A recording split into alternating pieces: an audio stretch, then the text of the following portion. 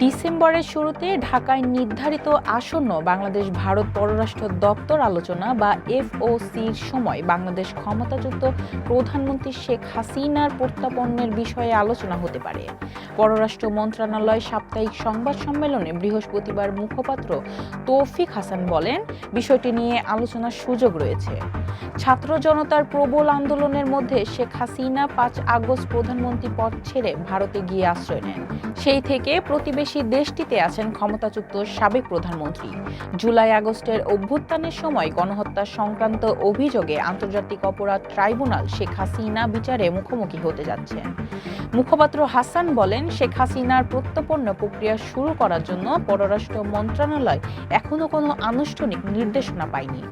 এ বিষয়ে প্রশ্নের জবাবে তিনি বলেন, তারা দিল্লির সাথে এ বিষয়ে আলোচনা করবে এবং প্রয়োজনীয় নির্দেশনা পেলেই বিদ্যমান প্রত্যর্পণ চুক্তি অনুসারে আনুষ্ঠানিক প্রক্রিয়া শুরু করা হবে।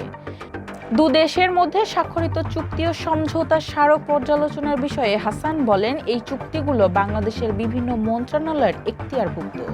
তিনি বলেন, সকল প্রাসঙ্গিক স্টেক হোল্ডারের সাথে পরামর্শ করা অপরিহার্য এবং যে কোনো পদক্ষেপ বাস্তবায়নে সময় লাগবে।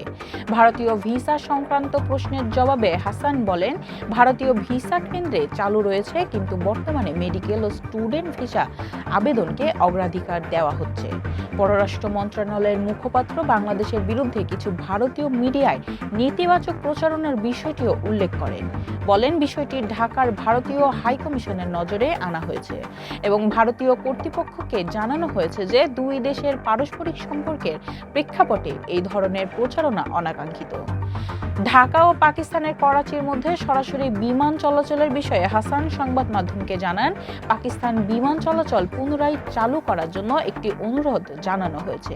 তিনি বলেন, বিষয়টি পর্যালোচনা রয়েছে এবং বেসামরিক বিমান পরিবহন মন্ত্রণালয়ের কাছে পাঠানো হয়েছে। যথাসময়ে অগ্রগতির বিষয় অভিহিত করা হবে। বাংলাদেশ জাতিসংঘে উচ্চ পর্যায়ের একটি সাইড ইভেন্টেরও আয়োজন করেছিল, যেখানে ডক্টর ইউনূস সকল স্টেক হোল্ডারদের নিয়ে সম্মেলন সহ তিনি উদ্যোগে প্রস্তাব করেছেন। সম্প্রতি ডক্টর ইউনূস জাতিসংঘ মহাসচিবকে একটি চিঠি পাঠিয়ে সুনির্দিষ্ট পদক্ষেপের আহ্বান জানিয়েছেন।